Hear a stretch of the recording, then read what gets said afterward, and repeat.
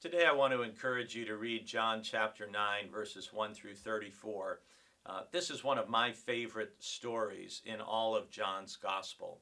It's the story of a man born blind and his gradual realization and discovery of who Jesus truly is.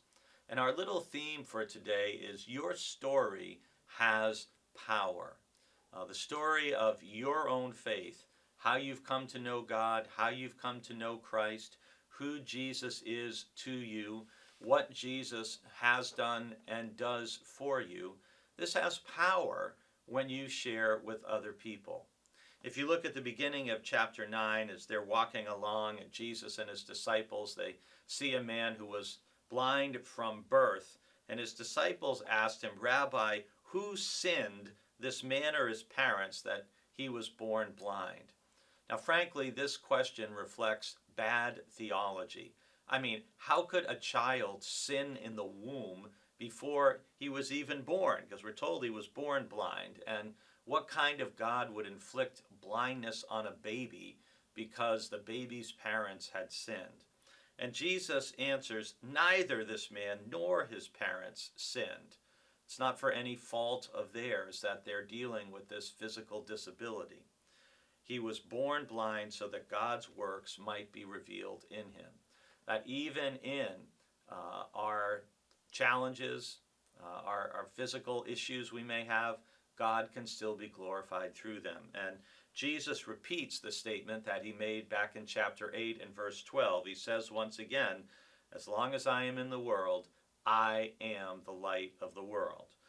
And he said this, and he spat on the ground, he made mud, and he spread the mud on the blind man's face, and he told him to go wash in the pool of Siloam.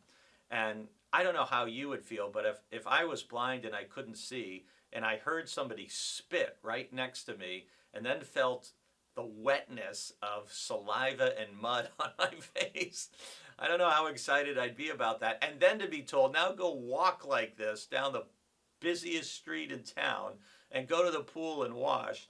But give the man credit. He was faithful. He obeyed. He did what Jesus said to do. And sometimes what Jesus says to do may sound to you a little absurd, a little crazy, a little extreme, but you're always better off if you do what Jesus says. And he goes and he washes and he can see. And people began to ask, is this not the man who used to sit and beg? And some said, it is he. And others were saying, no, but it is someone like him. Meanwhile, the guy keeps saying, I am the man. And then they asked, how were your eyes open? And he says in verse 11, which is our verse for today, the man called Jesus made mud, spread it on my eyes, and said to me, go to Siloam and wash. Then I went and I washed and received my sight. And this is the beginning of this man spiraling up in faith. First he calls him the man called Jesus. Then in verse 17 he says he is a prophet.